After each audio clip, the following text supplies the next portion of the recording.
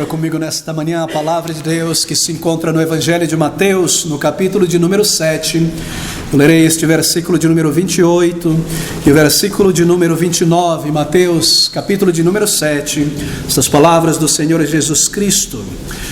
E aconteceu que, concluindo Jesus este discurso, a multidão se admirou da sua doutrina, porquanto os ensinava como tendo autoridade e não como os escribas. Queridos amigos, nossa meditação na palavra de Deus nesta manhã tem como título Maravilhando-se de Cristo outra vez.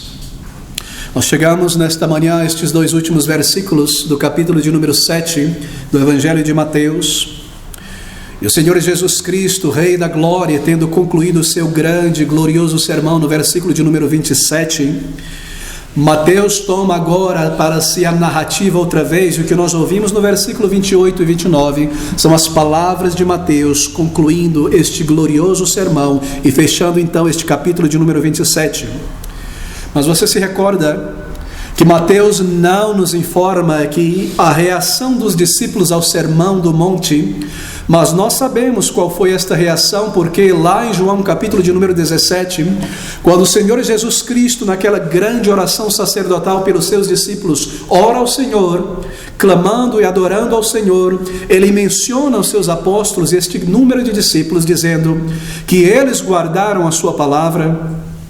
O que significa dizer que ao longo de toda esta jornada, aqueles apóstolos e discípulos que estavam ali diante do Senhor Jesus, à beira daquele lago da Galileia, ouvindo estas palavras que nenhum homem um dia pronunciou senão o Salvador, eles guardaram as palavras do Senhor Jesus, eles entraram por esta porta estreita e eles construíram a sua vida e o seu ministério sobre esta rocha que é o Senhor Jesus Cristo e o seu ensino.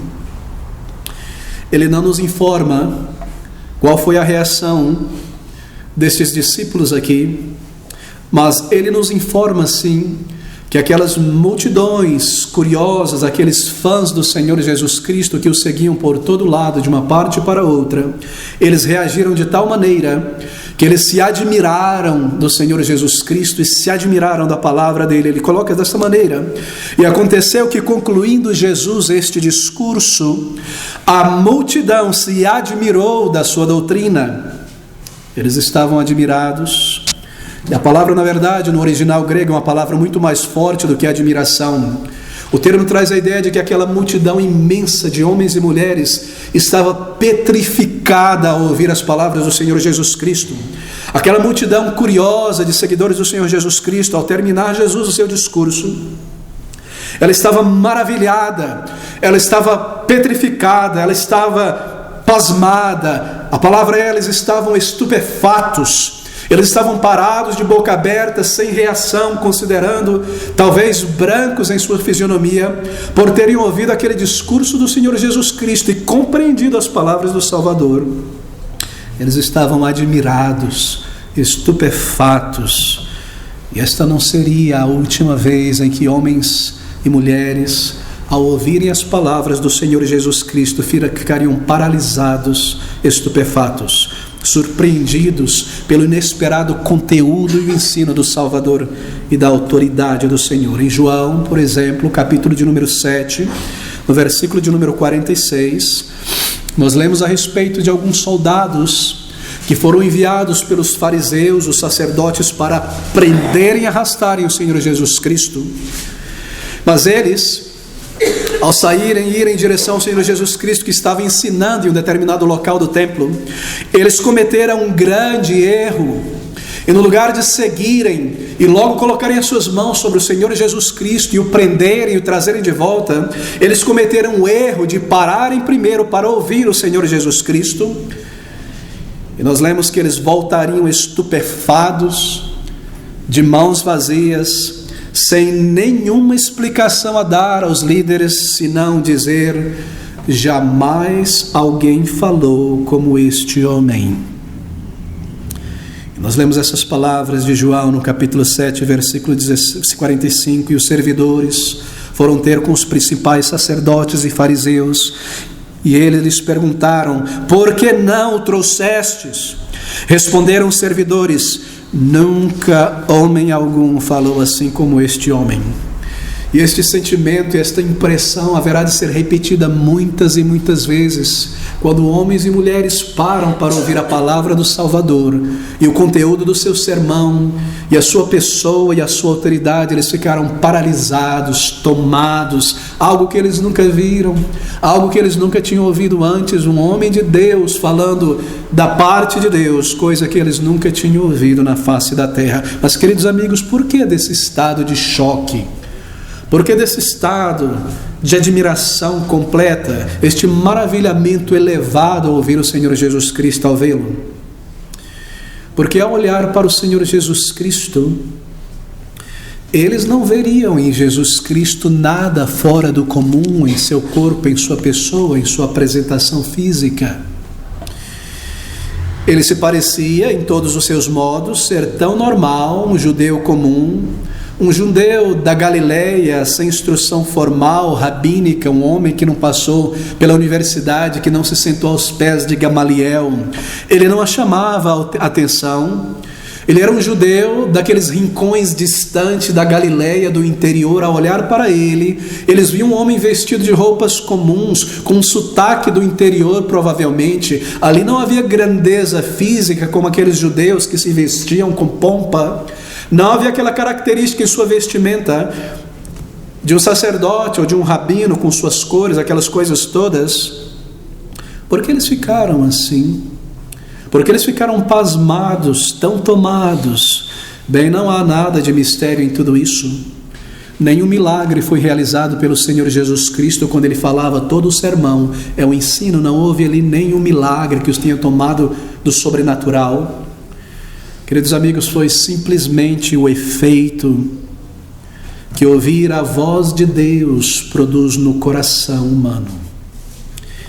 Ele estava falando a absoluta e inequívoca palavra de Deus, ele estava ensinando e falando a verdade.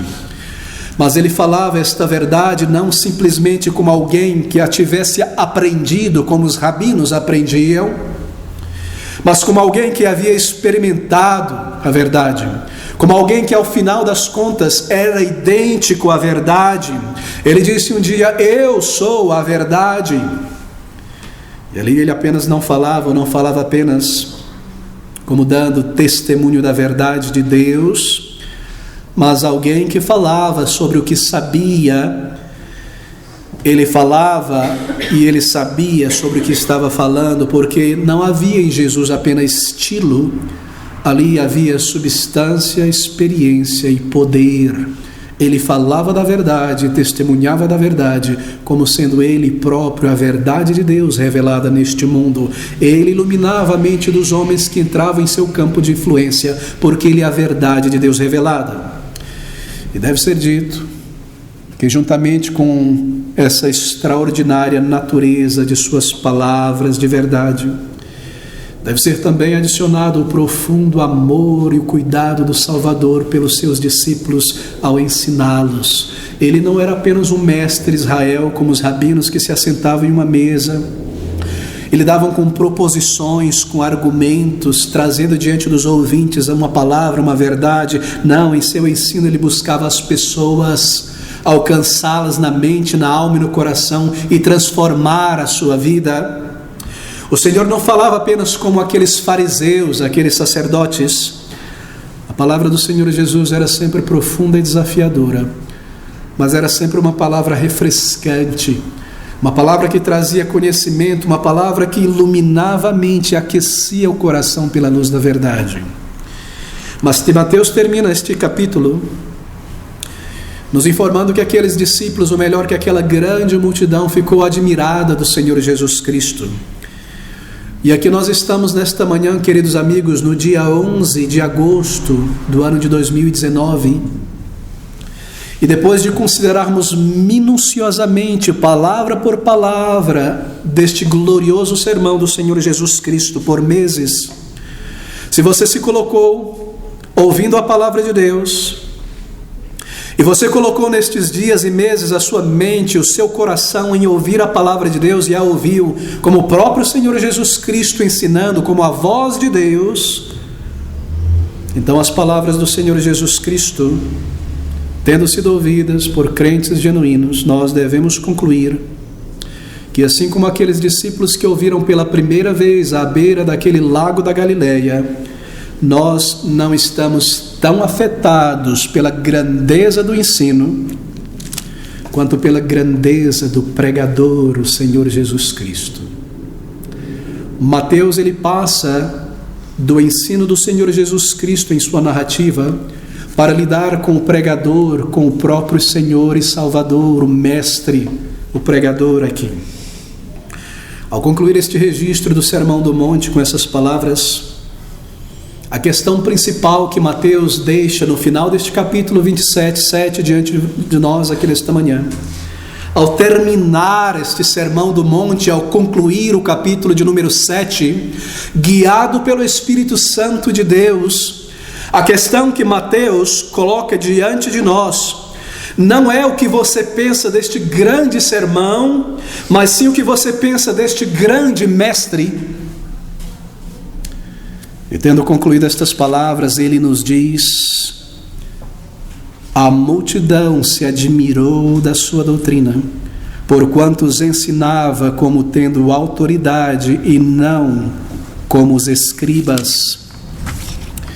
A essência destes 2 versículos finais deste capítulo de número 7 é um chamado a contemplar o nosso Salvador, a nos admirarmos dele outra vez, tendo nos admirado uma vez na conversão e o seu amor, e olhar para ele, levantar os olhos para cima do ensino e olhar para a própria pessoa do Senhor Jesus Cristo. Sim, nós não podemos separar o ensino da pessoa, mas se nós devêssemos colocar em termos de prioridade, nós olharíamos para o Senhor, porque dele provém o ensino, para a sua pessoa. Esse é um chamado a olhar para Jesus Cristo, Salvador, e isso é uma das coisas mais vitais e necessárias em todo o nosso conhecimento da palavra de Deus, da Bíblia. Queridos, não haverá nenhum valor para nós em todo o ensino das Escrituras se nós tivermos uma concepção errada sobre aquele que ensina, se nós tivermos uma concepção diminuta sobre a pessoa do Senhor Jesus Cristo, porque todo o ensino contido aqui neste sermão é o ensino do Senhor Jesus. E é por isso que o Espírito Santo decidiu concluir este capítulo não primariamente com o ensino, mas com a pessoa que ensina. Em outras palavras, se nós temos qualquer dúvida a respeito da pessoa que aqui fala, isso obviamente irá afetar a maneira como nós recebemos o seu ensino neste grande sermão.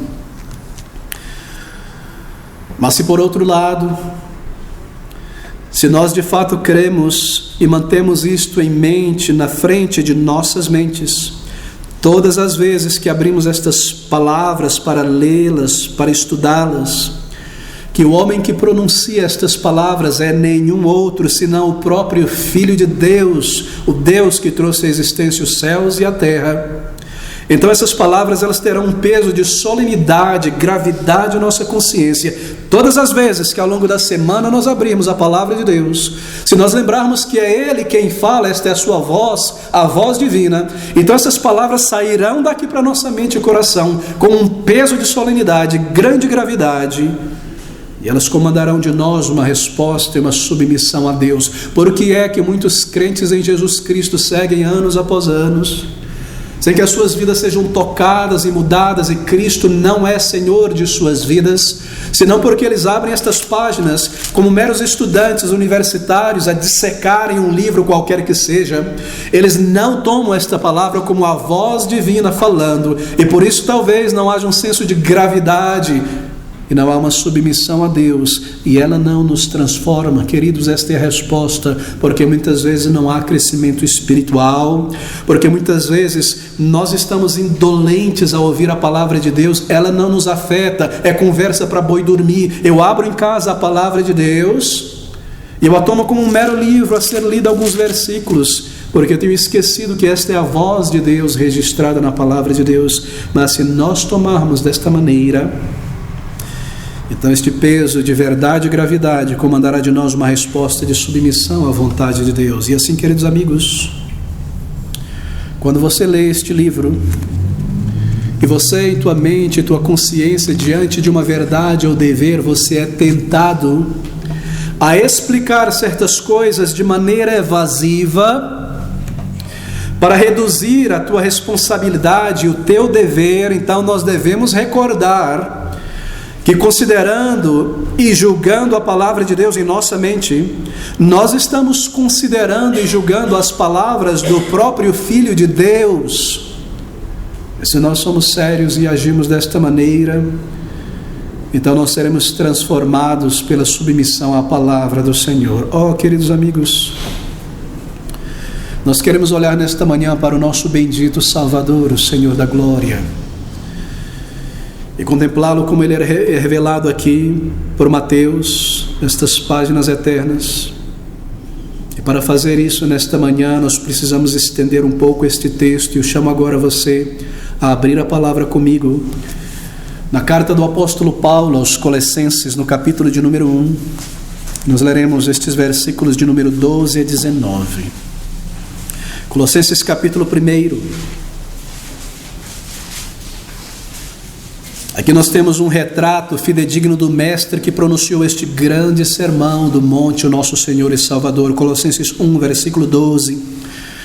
Ele está falando com os discípulos e dizendo que eles devem dar graças ao Pai que nos fez idôneos ou qualificados para participar da herança dos santos na luz. Ele, Jesus, o qual nos tirou da potestade das trevas e nos transportou para o reino do Filho do seu amor, em quem, em Jesus, temos a redenção pelo seu sangue, a saber, a remissão de nossos pecados. O apóstolo, ao escrever aos Colossenses, ele fala aqui sobre viver a vida digna de pessoas salvas por Cristo, uma vida ressurreta, sendo pessoas agradecidas. E de repente, a partir do versículo de número 15, no meio de uma grande exortação sobre os atributos do Senhor Jesus, a nossa dependência e responsabilidade dele, ele irrompe em um canto de louvor, em um hino de adoração ao Deus eterno e glorioso, a pessoa do Senhor Jesus Cristo. E o que esses versículos de número 15 ao versículo de 19 são nada mais, nada menos do que um hino cantado pelo povo de Deus no início da igreja. E ao ouvir essas palavras do versículo 15, você quase pode ouvir poesia e hino cantado, o qual Jesus é a imagem do Deus vivo. Ali está como que a congregação da igreja no início louvando ao Senhor, uma declaração de fé aqui em poucos versículos, um hino de adoração, o qual é a imagem do Deus invisível, o primogênito de toda a criação, porque nele foram criadas todas as coisas que há nos céus e na terra, visíveis e invisíveis, sejam tronos, sejam dominações, sejam principados, sejam potestades, tudo foi criado por ele e para ele. E assim segue a igreja cantando: e ele é antes de todas as coisas, e todas as coisas subsistem por ele. E ele é a cabeça do corpo da igreja, e o princípio e o primogênito dentre todos os mortos, para que em tudo tenha preeminência, porque foi do agrado do Pai que toda a plenitude nele habitasse. Oh, como eu gostaria de estar com aquela congregação cantando este hino de louvor ao nosso Deus. Ele diz estas palavras no versículo 15: Jesus, o qual é a imagem do Deus invisível. E do versículo 15 ao versículo de número 17, Jesus Cristo é descrito nesta confissão de fé como o Senhor Criador de todas as coisas. E nos versículos finais ele é descrito como o Senhor da nova criação, o Redentor do seu povo. Esta é a essência deste cântico de louvor, desta confissão de fé da igreja. E ele inicia dizendo: Jesus, o qual é a imagem do Deus visível. Nós queremos contemplar o Salvador aqui. Ele é a imagem do Deus invisível. Bem, isso soa estranho muitas vezes, especialmente se pensarmos a respeito de Êxodo 20, que proíbe imagens de Deus. Como pode Jesus então ser a imagem de Deus, se o mandamento proíbe a imagem de Deus? Como pode ser Jesus a imagem do Deus invisível? Bem, Deus é espírito.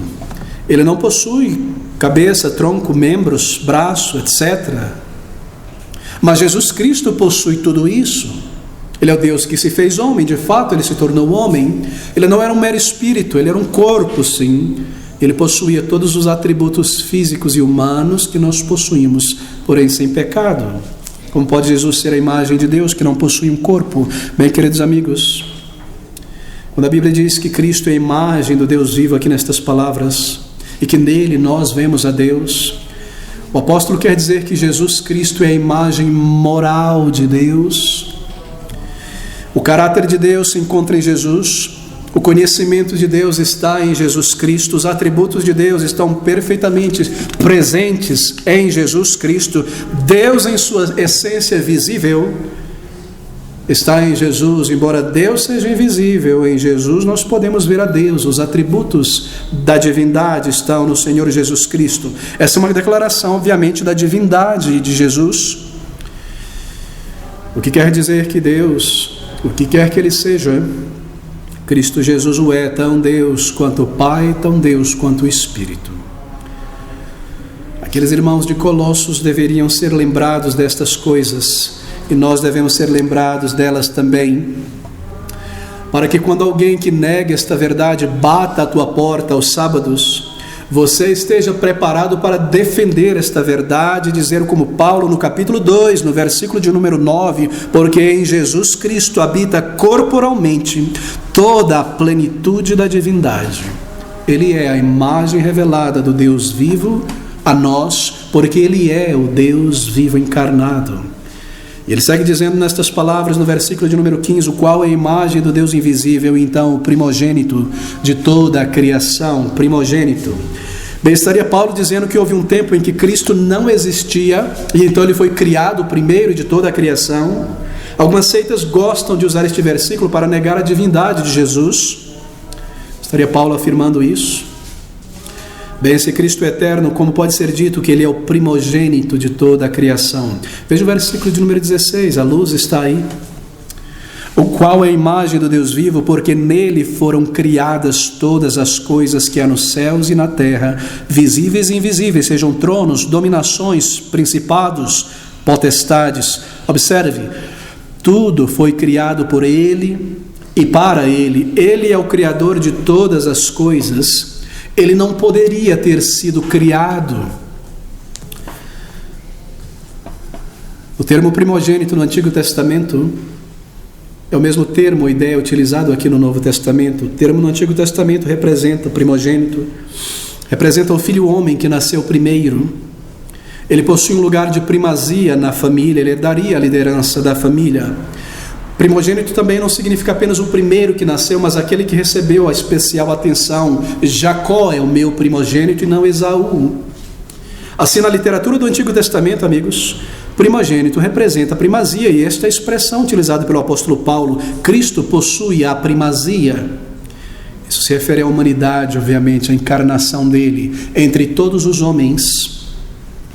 Cristo tem a primazia. Não uma suposta criação de Cristo, mas se refere à encarnação dele, que tendo sido encarnado agora entre os homens, ele possui a primazia entre toda a criação. Não há nenhuma outra pessoa, um nome dado entre os homens em que devemos ser salvos. Ele possui a primazia, e é isso que Paulo quer dizer aqui neste versículo. Nele foram criadas todas as coisas nos céus e na terra. E também ele nos diz que ele é o primogênito de toda a criação, e este é o significado aqui, mas ele segue falando, dizendo, porque nele foram criadas todas as coisas que há nos céus e na terra. Observe, este versículo 16, ele usará 3 termos, que fala sobre o poder de Cristo. Nele, por ele e para ele foram criadas todas as coisas. Algumas traduções mais modernas, digamos assim, traduzem apenas por ele e para ele, mas omitem nele. Eles parecem não compreender como pode ser que as coisas foram criadas nele, e não somente para ele e por ele, como de alguma maneira entender que tudo foi criado nele. Mas o original, o grego, traz a palavra nele, assim nós não podemos omitir a revelação do Espírito. Parece inconcebível para alguns tradutores, criadas nele. Como assim nele? Bem, amigos, nele significa que tudo o que foi criado nos céus e na terra foi criado em referência a ele. É como 2 paredes, não é? Numa casa da antiguidade. elas tomam seu ângulo de construção, de criação, a partir da pedra ou da viga de esquina do canto. Uma pedra era colocada em um ângulo de 90 graus e as paredes eram subidas em relação àquele ângulo. Se ela estava torta, a casa seria torta. Tudo o que foi criado nele, ou criado em referência, em relação a ele. Todas as coisas criadas nele, em relação à sua pessoa, foram criadas. Quando um homem constrói com suas mãos uma casa, ele o faz em referência ao seu propósito. A casa pertence a ele. Esta casa terá um quarto ou 3, será desse tamanho, assim, em relação à minha família, ao local. A casa é construída em referência a ele. Assim, tudo o que foi criado neste universo tem uma referência a Jesus. Por isso nós lemos este versículo de número 16, porque nele foram criadas todas as coisas. E como se a palavra todas as coisas não fosse suficiente para mostrar que não há nada que exista que não fora criada nele e por ele, Paulo começa a discriminar estas coisas que foram criadas e compreender, encompassar todas elas. Ele diz tronos, dominações, principados, potestades, termos que se referem a todas as formas, a todos os rankings de seres criados no céu e na terra. Não somente homens, amigos, inclui dignidades humanas, sim, mas refere-se sobretudo aos rankings, escalões celestiais mais elevados que os seres humanos. Anjos, querubins, serafins foram criados por ele. Ele não é um anjo, ele é o criador dos anjos, dos serafins, dos querubins, de todos os exércitos gloriosos dos céus. Essas palavras têm o intuito de recordar àquela igreja dos Colossenses e a você e a mim nesta manhã que Jesus Cristo é o Criador de todas as coisas e que tudo foi criado nele, em relação a ele, para ele. Tudo foi criado para ele, por ele, por ele. Ele é a causa condicional de toda a criação. Sem ele, nada do que existe seria criado. Ele é a causa condicional. Criados em referência a ele, criados por ele. Se ele não houvesse, não existisse, nada do que é seria. Eles foram criados para ele e para depender dele e para servi-lo. E aqui está esse versículo de número 17, onde ele diz essas palavras: e ele é antes de todas as coisas, e todas as coisas subsistem por ele. Antes de todas as coisas terem sido criadas, ele preexiste todas as coisas criadas no tempo e no espaço e na eternidade. E todas as coisas, observe, subsistem por ele. Observe a palavra subsistir. Por que não a palavra existir? Todas as coisas existem por ele, mas todas as coisas subsistem por ele. Bem, é claro, os tradutores acertaram aqui ao traduzirem o termo original, porque somente o Senhor Jesus Cristo existe.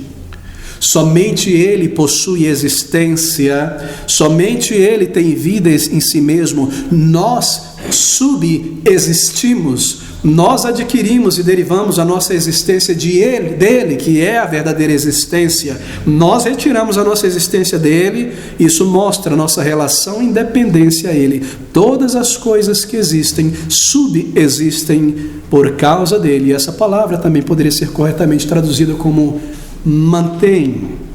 Ele mantém. Todas as coisas são mantidas por ele, subsistem, quer dizer, a sua existência é mantida por ele. Queridos amigos, as coisas criadas, elas são agora mantidas e continuam a existir, pois são mantidas pelo Senhor Jesus Cristo. Você já parou a pensar sobre isso? Tudo que existe é mantido pelo Senhor. Tudo que existe neste universo de partículas é mantido em sua existência, é sustentado e mantido por Jesus Cristo. Hebreus 1:3 diz: ele sustenta todas as coisas pela palavra do seu poder.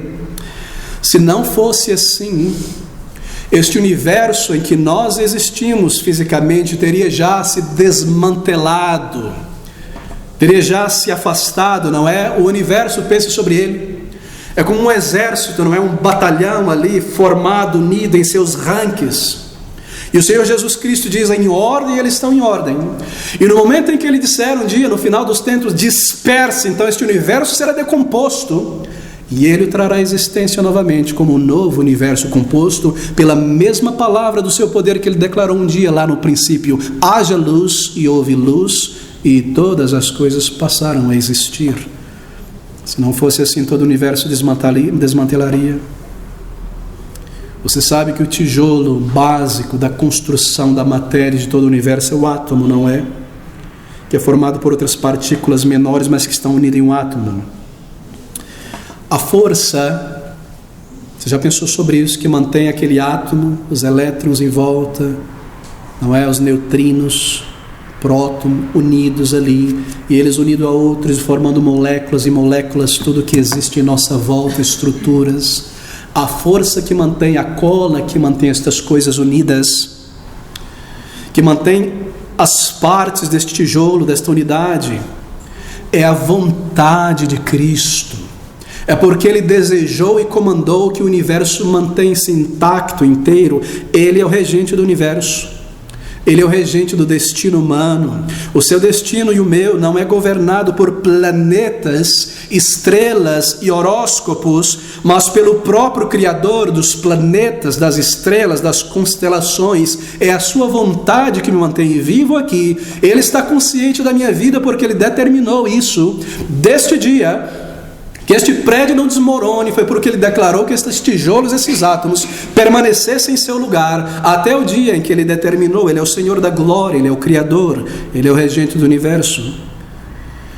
Você sabe, meu amigo, pensando em termos morais agora e passando da física para a ética e a moralidade, por que é que esta criação, que foi trazida à existência por um Deus eterno, consciente, moral, pessoal, por que é que esta criação ela não se decompôs inteiramente, se autodestruiu lá no pecado e na queda humana?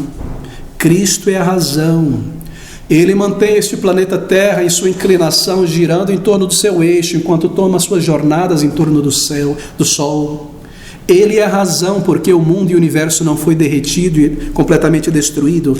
Ele o preserva porque Ele tem um plano e um propósito, e nada irá cessar. Nem semente, nem chuva, nem sol, nem frio, nem calor, nem a sementeira no campo, até o final, quando Ele determinou todas as coisas.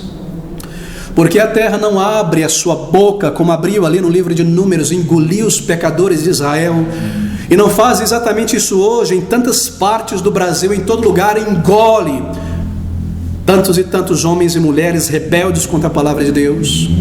Porque o mundo, a terra que nós pisamos, criada por Deus, ela ainda permite que pecadores andem sobre ela.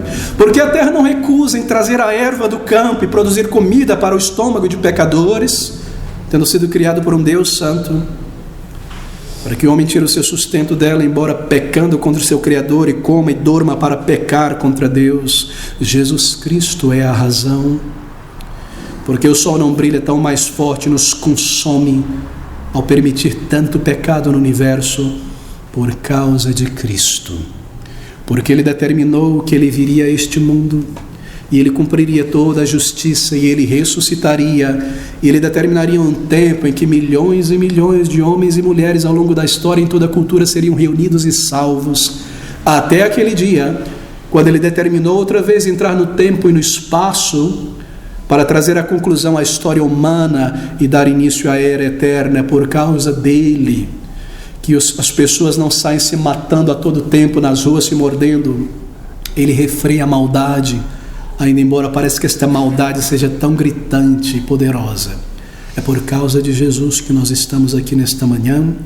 É por suas misericórdias que nós não somos consumidos. Por causa dele, querido amigo, contemple Jesus. Esse é o objetivo de Mateus naquelas palavras, que nós passemos por um minuto do ensino do Salvador para a pessoa do Salvador.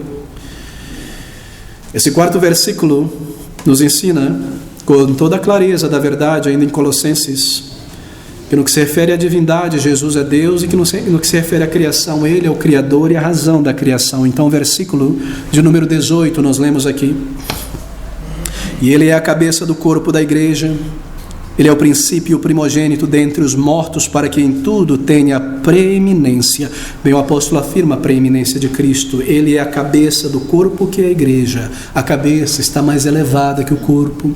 Na cabeça está todo o comando do corpo. É Ele quem faz crescer a igreja. Na cabeça estão aquelas glândulas pituitárias responsáveis por aqueles hormônios do crescimento. Ele é a cabeça do corpo. Nós não podemos existir nesta igreja sem nos submetermos a Ele. A nossa adoração é segundo a vontade dEle. A disciplina exercida nesta igreja é segundo a vontade dEle. As nossas vidas de submissão ao Senhor, porque Ele é a cabeça. É Ele a cabeça da tua vida nesta manhã. Eu devo lhe perguntar isso. Ele é o princípio primogênito dentre os mortos, o primeiro a ressuscitar do túmulo para não morrer mais. Lázaro ressuscitou antes dele, mas ele teve que morrer novamente. Cristo é o primeiro a ressuscitar para não mais morrer. E ele segue dizendo: toda a plenitude, versículo de número 19, está nele, isto é, toda a plenitude da divindade. Versículo 2, capítulo 2, 9, repete isso. Os poderes, os atributos da divindade não deveriam ser distribuídos entre os anjos, mas deveriam todos estar no Filho de Deus. E tendo dito todas essas palavras, do versículo 15 ao 18, então esta frase, nele habitasse toda a plenitude, isso é o clímax de todas as declarações anteriores. A imagem de Deus, o primogênito de toda a criação, o Criador de todas as coisas, antes de todas as coisas, nele subsistem todas as coisas, cabeça da igreja, primogênito ou vitorioso dentre os mortos, então nele toda a plenitude habita. Cristo é o Senhor, é o que ele está dizendo. Nele habita a plenitude da divindade, todo o poder no céu e na terra lhe foi dado. Querido amigo, é Jesus Cristo, Senhor da tua vida nesta manhã. Esta é a maneira de construir a tua vida sobre esta palavra desta manhã, aplicá-la ao teu coração e à tua vida. É Jesus Cristo, Senhor da tua vida. Uma das marcas que diferencia um verdadeiro crente de um religioso não convertido é a palavra obediência. O crente não é mais guiado pelo seu ego. Ele pode dizer: eu não sou mais de mim mesmo, Cristo vive em mim e controla a minha vida. É Jesus, Senhor da tua vida, diante destas verdades da revelação da pessoa do Salvador. É Ele o chefe, o superintendente, o proprietário, o diretor, o possuidor de toda a tua vida e bens. Você pode, na verdade, em verdade, afirmar nesta manhã: Ele tem sido o Senhor da minha vida. Ele tem a primazia, a preeminência em minha vida, em meus horários. A minha vida, diariamente, tem Ele como centro e as minhas atividades giram em torno deste centro para chegar sempre nele. Pode você dizer isso nesta manhã? É Ele, Senhor da tua vida. Quando Cristo tem a preeminência na vida de um crente, você não terá dificuldade em vencer a velha natureza. Você não se envergonhará de falar de Jesus Cristo com o seu povo, a outras pessoas ou sozinho ao longo da semana. Quando Cristo tem a preeminência na vida de um crente, quando Ele é o teu Senhor, você não terá dificuldade de santificar o dia do Senhor e honrá-lo, porque este é o dia do Senhor e você pertence ao Senhor. Então o seu jugo é leve e é alegria estar na casa de Deus, é em toda a oportunidade de adorá-lo. Quando Cristo é o Senhor de uma vida, não há cômodos na vida do crente, com placas na porta dizendo: aqui não, Senhor. Você não coloca certas áreas da tua vida esta placa: aqui não, Senhor. Quando Cristo tem a preeminência em uma vida, seu servo jogará fora todas aquelas coisas que o desagradam, tirará de sua vida hábitos que o desagradam e vencerá desculpas que o desagradam. Por que me chamais, diz o Salvador, Senhor, Senhor, e não fazeis o que eu digo? Você está cumprindo o que o Senhor te instruiu na palavra, o que você deve fazer? Você está fazendo isso imediatamente, prontamente? Você está sob o senhorio de Cristo? Se a resposta em tua consciência é não, não brinque consigo mesmo. Ele não é Senhor da tua vida. Você o ama? Nós o amamos como Salvador, bem, então nós expressamos este amor. Amor, querido amigo, deve ser expresso. Lá em Mateus capítulo 22, no versículo de número 37, o Senhor Jesus diz essas palavras: e Jesus disse-lhes: amarás o Senhor teu Deus de todo o teu coração, de toda a tua alma e de todo o teu pensamento. E o que esse versículo está dizendo é que amor por Deus deve ser expressado. Esse é o sentido. E isso é muito, muito importante. Às vezes na vida, por exemplo, no relacionamento conjugal, casais, isso acontece, você sabe. O amor, ele deixa de ser expressado. E nós, às vezes, deixamos de expressar afeição um pelo outro. Em palavras, em atos, em atitudes. Isso acontece às vezes. E é algo triste quando por algum tempo o amor deixa de ser expressado. Amor não é algo que você vê. Amor não é um objeto material. E se não for expressado, ele é invisível. Ele não pode ser visto, ele não pode ser estimado. Para que ele exista, ele deve ser expressado. Assim é o amor, e é sobre isso que o Salvador está dizendo aqui: de toda a tua resolução, de toda a tua determinação, pensamentos, vontade e ação, você e eu devemos expressar amor por Cristo. Este amor deve ser materializado.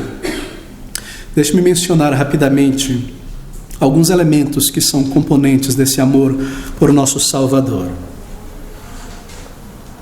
E eu inicio com um elemento que às vezes surpreende as pessoas, sobretudo a nossa geração de evangélicos.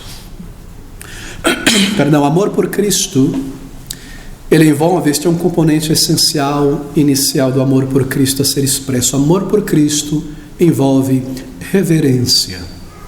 Pense sobre isso. Amor por Cristo deve, por necessidade, envolve reverência. Bem, quando você ama outro ser humano, uma esposa, um filho, um amigo próximo, esse amor, ele não requer reverência, temor. Não é a base da reverência um santo temor, respeito. Esse amor não requer esse temor, mas reverência, queridos amigos, é essencial em nosso amor por Deus. E isso é algo que tem sido esquecido em nossos dias, mesmo por crentes que de fato amam a palavra de Deus. Você não terá um amor correto, completo por Deus, a menos que este amor comece com este componente vital, que é a reverência. Eu abro em Deuteronômio, capítulo 10, versículo 12. Agora, pois, ó Israel, que é que o Senhor teu Deus pede de ti, senão que temas o Senhor teu Deus, que andes em todos os seus caminhos e o ames, e sirvas ao Senhor teu Deus com todo o teu coração e toda a tua alma. O primeiro componente, temas o Senhor teu Deus. O primeiro componente desse amor por Deus está aqui, temer a Deus. Bem, não se trata de um medo ou de um pavor de Deus. Não é isso, porque o apóstolo João, a analogia da fé, já nos diz que onde há temor, não há o perfeito amor. Assim, esse não é o significado aqui em Deuteronômio, não poderia ser. A palavra temer, ele perdeu muito do seu escopo em língua portuguesa. Mas o que os tradutores querem dizer com a palavra temer a Deus é reverência por Deus. Um temor santo, de não ofendê-lo, de não desonrá-lo, respeito reverente que aprecia alguém que é superior a você. O dever de ter altíssima estima por Deus em nosso louvor, em nossas palavras, em nossa vida. Reverência é o que está em vista aqui. Bem, como eu mencionei, reverência não é um ingrediente essencial do amor humano. Respeito, profundo respeito. Claro, nós temos respeito, submissão, afeição, mas não necessariamente temor. Mas essa reverência, esse santo temor, é algo essencial em nosso amor dirigido a Deus, porque a natureza e o ser de Deus demanda essa reverência. Deus não é um ser humano, alguém que eu posso chamar de camarada. Ele é o Deus Todo-Poderoso, aquele que criou e mantém todas as coisas. Ele é poderoso para dar e Ele tira a vida, e Ele deve ser temido, diz o salmista, porque só Ele pode perdoar ou reter os pecados de alguém, de acordo com a sua resposta ao Evangelho. Mesmo embora Ele nos amou e veio a este mundo e nos reconciliou, Ele permanece o Deus eterno e glorioso no alto. Há muitíssimos textos da palavra de Deus que nos chamam, como este, a temer o Senhor. E esse é um componente principal de nosso amor por Jesus Cristo. Nós estamos contemplando o Salvador. Reverência. Você sabe o que é piedade?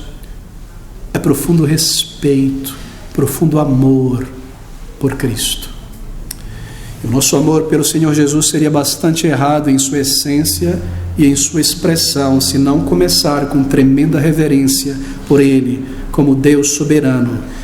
Ele sempre é Senhor, querido amigo.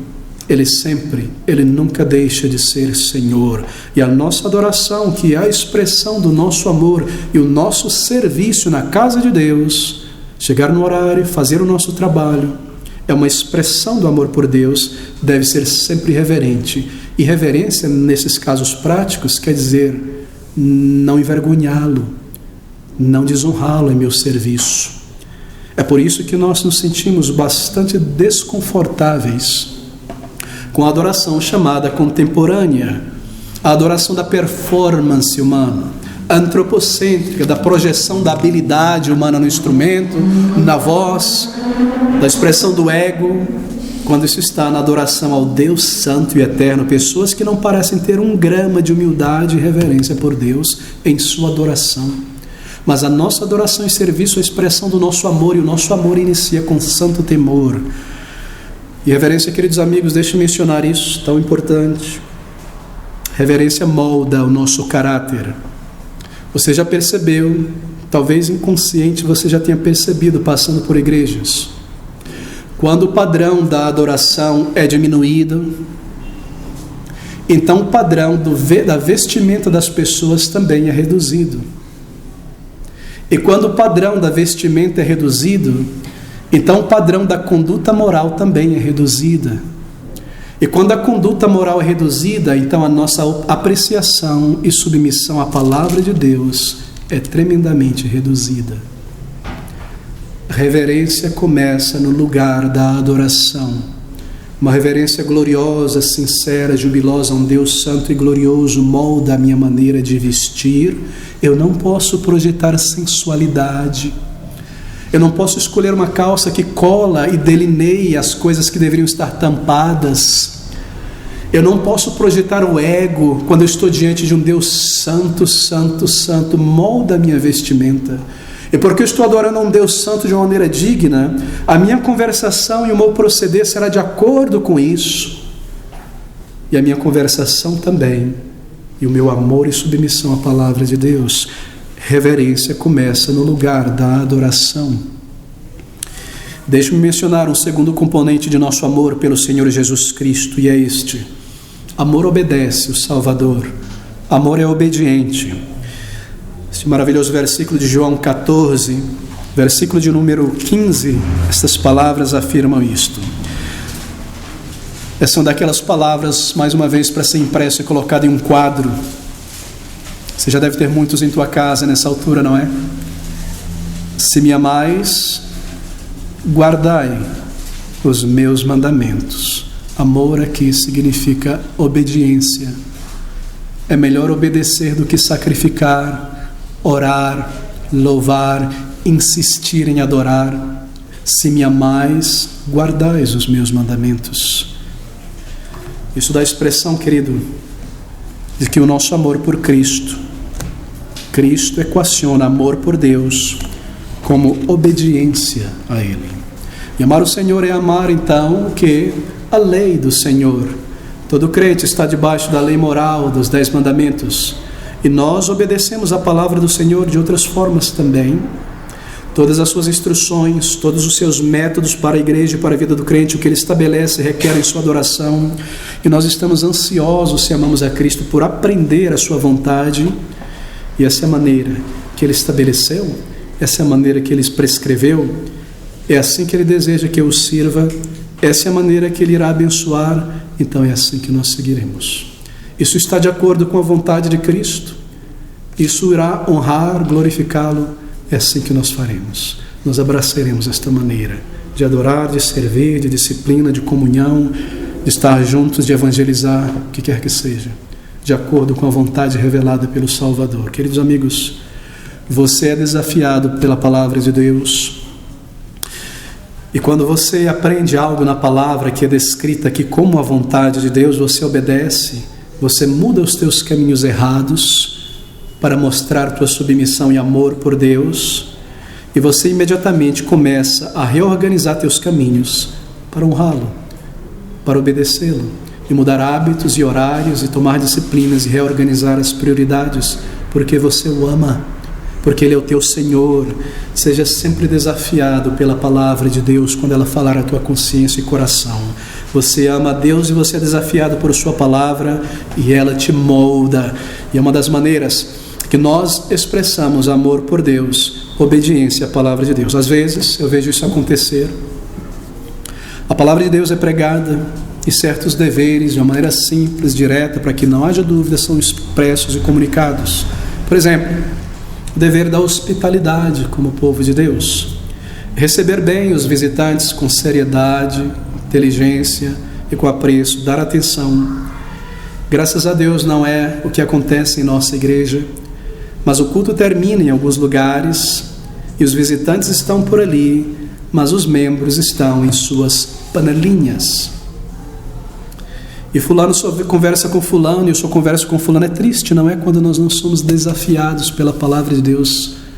É muito triste para um pastor, quanto mais para Cristo, ter ensinado algo e de repente ao final as pessoas se levantarem como quem assistiu um filme na televisão e viu sua vida como antes do filme, não misturando fé com o que ouviram e suas vidas não sendo transformadas. Deixa-me dar outro exemplo.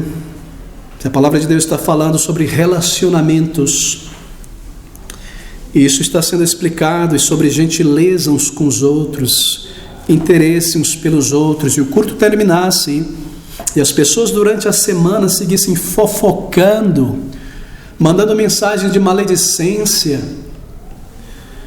como se a mensagem tivesse passado por cima da cabeça e não se aplicasse. Seria algo trágico, não é? Porque amor por Cristo significa que eu estou debaixo da palavra de Cristo e eu quero obedecer a sua palavra. E esse é o segundo ingrediente ou componente deste amor. Ele é obediente à palavra e a tantas declarações diretas da vontade do Senhor Jesus Cristo. Como eu posso seguir sem levá-las em conta e vivê-las e me submeter a elas? Terceiro, deixe-me mencionar bem rapidamente um terceiro componente do nosso amor por Cristo. Amor aprecia, não é verdade? Amor aprecia. O amor, queridos amigos, se lembra de cada bênção que é possível lembrar e agradece e louva a Deus. E às vezes nós olhamos para trás, não é? E ficamos tão maravilhados e nós dizemos: como foi isso? Que o Senhor não me disciplinou naquela tolice que eu fiz, falei, eu agi. Como foi? Que Ele não mandou um raio, um relâmpago do céu em cima de mim, me envergonhou na frente de todo mundo. E Ele foi tão paciente, e Ele apelou depois à minha consciência pelo seu Espírito, e nós nos maravilhamos, e nós agradecemos. Ou por aquele período quando eu estava agindo assim duro e resistindo à vontade de Deus, e nós adoramos e agradecemos pelo seu amor paciente e perdoador. Amor aprecia. Porque o amor por Cristo envolve apreciação e envolve expressão. Amor se lembra, amor reflete, amor expressa gratidão e louvor. E o quarto elemento de amor que eu gostaria de lhe dar rapidamente: o amor serve. Nosso amor por Deus será definido, porque o amor deve ser materializado por nosso serviço a Deus. Ali está o termômetro. Romanos 12:1 é uma passagem que você está muito familiar, não é?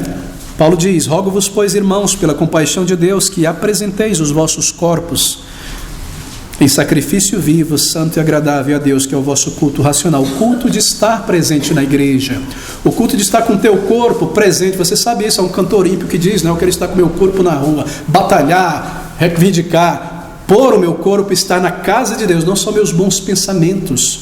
Evangelizar está em cada culto, em cada oportunidade, um culto racional. Eu escolho, ao longo da semana, adorar e mostrar amor ao meu Deus. Quando eu vou numa loja comprar uma roupa, essa irá desagradar ao meu Deus. Isso é um culto racional, por causa dele eu tomei essa escolha. Eu não vou entrar por este caminho, isso desonra meu Deus. Isso é um culto racional, estou raciocinando que é em desacordo com ele, por isso eu escolho amá-lo. Eu ofereço a ele um culto racional, inteligente. Amor por Deus envolve o nosso serviço ao Senhor na igreja e o nosso agir diário. Nós servimos o Senhor por obediência, porque o amamos sim, porque nos identificamos com o seu reino, com o seu Cristo, com a sua obra em nossas vidas, e nós alcançamos almas, e porque você o ama. Você quer dar a ele, não as migalhas do teu tempo, mas algo que lhe custe, um sacrifício, servi-lo. É por isso que nós servimos a Deus, é um ato de amor, é nossa dádiva, é nossa oferta dirigida a Ele. Por último, amor por Cristo e amor também pelo corpo de Cristo, que é a sua igreja. Como eu poderia amar a Cristo que está no céu e não amar o seu corpo místico, visível, que é a igreja? Amor por Cristo nunca faz mal ou fala algo que fere o corpo, estando presente no corpo ou ausente ao longo da semana. Amor por Cristo não faz isso, porque é um santo temor e reverência a Ele, e porque há gratidão a Ele. Amor não faz isso. Se uma pessoa perturba e fere o corpo, cria mal-estar, ele não possui grande amor, sincero amor, misturado com temor a Deus, porque onde há temor, há um resfriamento do pecado. O amor se arrepende de verdade. O amor pensa, como eu posso ferir com minha língua o corpo de Cristo, não estando mais Ele aqui presente, o seu corpo representado? O amor pensa. O amor deve ser expresso, a expressão deste amor também é um cuidado pelo corpo de Cristo. Você acha que isso é algo pequeno? Que Deus tem escolhido chamar a igreja do corpo de Cristo? Não tome isso como algo pequeno, querido irmão. Isso fala sobre a nossa unidade. Isto fala sobre o nosso zelo por Cristo demonstrado em seu corpo. O seu amor por Cristo é um grande componente inicial, está aqui. Reverência. O amor obedece a Cristo. O amor está constantemente apreciando o Senhor e expressando este amor. Amor serve o Salvador e amor é leal. Queridos amigos, irmãos, você crê em Cristo, você depende dele hoje para o perdão e a ressurreição naquele último dia, você trabalha para ele, mas você o ama como você deveria amá-lo, porque se nós o amamos, nós iremos fazer todas as coisas muito melhor para ele. Não há dúvida sobre isso, não é? O amor move uma atitude graciosa no lar, no casamento. O amor sincero, real, inteligente por Cristo irá mover a nossa vida cristã e o nosso serviço. E nós estaremos mais próximos do Senhor Jesus Cristo e mais certos e seguros e abençoados a cada passo da jornada da vida, até sermos recebidos por Ele próprio na eternidade. Você pensa sobre estas coisas de maneira inteligente? Ou você segue mecanicamente no piloto automático da vida cristã? É um culto racional, é uma vida racional de serviço, de amor, de entrega ao meu Deus, ao meu Salvador. Você diz assim, você pensa assim. Eu penso que o mais belo de todos os pedidos que foi feito nas Escrituras por alguém, está em João capítulo 12, versículo 21. Gostaria de abrir neste último texto. João 12, 21.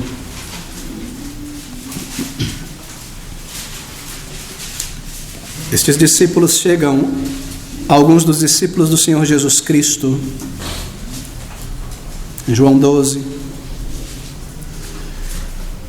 e eles se dirigem a Filipe, que era de Betsaida, da Galileia, e eles rogam-lhe dizendo, que pedido tremendo: Senhor, Filipe, queríamos ver a Jesus. Queríamos ver a Jesus, mostra-nos a Jesus. Ver a Cristo conhecer a Ele, vê-lo, quem Ele é. Ele é o Cristo de Deus, Lucas 9:20. Ele é o Criador, João 3. Ele é o Cordeiro de Deus, João 29. Ele é o bom pastor, João 10:11. Ele é o braço do Senhor. Ele é o cabeça da igreja. Ele é o conselheiro de seu povo, o autor da salvação, o autor e consumador da fé. Ele é Emanuel. Ele é a estrela da manhã. Ele é o Filho unigênito. Ele é o herdeiro de todas as coisas. Ele é a imagem de Deus. Ele é o justo. Ele é o mediador. Ele é o mensageiro da aliança. Ele é o Messias. Ele é a palavra de Deus, Ele é o pão da vida, Ele é poderoso, Ele é a porta, Ele é o primeiro e o último, Ele é o primogênito, mais uma vez o príncipe da vida, o rei das nações, o rei dos reis e Senhor, o rei dos séculos. Ele é a ressurreição e a vida, Ele é a rocha, Ele é a salvação, Ele é o santo de Deus, Ele é o Senhor da glória, Ele é o Senhor dos senhores, Ele é o sol nascente, Ele é a estrela da manhã. Ele é o supremo pastor, Ele é o sumo sacerdote, Ele é a verdade, Ele é a verdadeira luz que alumia, Ele é a vida, Ele é o Messias, Ele é o Filho do Deus vivo, Ele é o Filho do Altíssimo, o Senhor dos mortos e dos vivos. Ele é a nossa justiça, Ele é o nosso grande Deus, Ele é a expressa imagem do ser de Deus, Ele é o resplendor da glória de Deus, Ele é o poder de Deus, a sabedoria de Deus, a justiça de Deus, Ele é a salvação de Deus, Ele é o Cordeiro de Deus que tira o pecado do mundo. Ele é o anjo do pacto, Ele é o amado, Ele é o caminho, Ele é a verdade, Ele é a vida, Ele é a palavra da vida, Ele é o príncipe da vida, o pão da vida, a luz do mundo, a luz dos homens. Ele é a verdadeira luz, Ele é a aurora do alto, o autor de uma salvação eterna para todos os que lhe obedecem. Ele é o mediador de um novo pacto. Ele é o Cordeiro que foi imolado, Ele é a descendência da mulher, Ele é o príncipe dos reis da terra, Ele é o profeta que havia de vir ao mundo, Ele é a consolação de Israel, Ele é o libertador, Ele é o sumo pastor, Ele é a porta das ovelhas, Ele é a pedra angular, Ele é a cabeça de todo principado e potestade, Ele é o salvador do corpo, Ele é a videira verdadeira, Ele é o príncipe da paz, Ele é a rosa de Saron. Ele é o lírio dos vales, Ele é a propiciação pelos nossos pecados, e não somente pelos nossos pecados, mas de todo o mundo. Ele é o sol da justiça, Ele é a resplendente estrela da manhã, Ele é o justo juiz, Ele é o juiz dos vivos e dos mortos, Ele é a vida eterna, a ressurreição, a esperança da glória, a bem-aventurada esperança, o primogênito entre muitos irmãos, o primogênito de toda a criação. Ele é a nossa Páscoa, Ele é o Alfa, Ele é o Ômega, Ele é a testemunha fiel e verdadeira, Ele é o Amém, Ele é o Santo, Ele é o Justo, Ele é o verdadeiro, Ele é o Rei da glória, o Rei dos reis, Ele é o apóstolo e sumo sacerdote da nossa profissão de fé, Ele é o autor da nossa salvação, Ele é o pastor e bispo de nossas almas, Ele é um homem de dores que sabe o que é padecer, um cordeiro sem defeito e sem mancha, pré-ordenado antes da fundação do mundo, mas manifestado nos últimos tempos por amor de nós. Ele é uma grande luz, Ele é um homem que Deus aprovou entre os judeus com milagres, prodígios e sinais que Deus fez por Ele no meio dos judeus. Ele é um firme fundamento, Ele é uma pedra preciosa e escolhida, um misericordioso e fiel sumo sacerdote nas coisas pertencentes a Deus, um advogado junto ao Pai, o legislador, a fiel testemunha, o libertador, o fim da lei, uma coroa esplêndida, uma diadema de honra, um renovo de justiça, alguém que é maior que o templo, alguém que é maior que Moisés, alguém que é maior que Jonas, sabedoria, justiça, santificação, redenção. Ele é a nossa vida, a nossa esperança, Ele é a nossa paz, aquele que havia de vir, aquele que veio com água e com sangue, aquele que serve, aquele que não conheceu o pecado, aquele que o Pai santificou e enviou. Ele é aquele que vem do alto, Ele é o que busca a glória daquele que o enviou, aquele que suportou tal oposição dos pecadores, aquele que traspassaram, aquele que morreu e ressuscitou, aquele que subiu acima de todos os céus para encher todas as coisas. Ele é aquele que nos ama e nos libertou de nossos pecados com seu sangue. Ele é aquele que está em nós pelo seu Espírito, Ele que batiza com o Espírito Santo, Ele que nos chamou para a sua glória e virtude, Ele que semeia a boa semente, Ele que é desde o princípio Deus eterno, Ele é o que cumpre todas as coisas, aquele que tem a chave de Davi, aquele que tem na sua destra as 7 estrelas, que anda no meio dos 7 castiçais de ouro, aquele que tem a espada aguda de 2 gumes, aquele que tem os 7 Espíritos de Deus, aquele a respeito de quem escreveu Moisés e os profetas. Ele é o bom mestre, Ele é o herdeiro de todas as coisas, Ele é a pedra viva, a pedra angular, Ele é o príncipe governador dos povos, Ele é o ministro do santuário e do verdadeiro tabernáculo que o Senhor e não o homem erigiu. Ele é o conselheiro, Ele é maravilhoso, Ele é Emanuel, que traduzido é Deus conosco, Pai eterno, Deus poderoso, e mais 40 outros títulos. Ver a Jesus, contemplar a Jesus, conhecer a Jesus, ouvir a sua palavra, palavras de vida. Eles ouviram, eles conheceram, eles viram e ouviram aquele que falou como nenhum outro homem jamais falou, e nós conhecemos como ele se revela a nós na sua palavra, e o conhecemos em nossa experiência, a sua obra em nossas vidas, como Salvador, como Mestre, como Senhor, e nós o amamos e nós o servimos. E aconteceu que, concluindo Jesus este discurso, a multidão se admirou da sua doutrina, porquanto os ensinava como tendo autoridade e não como os escribas.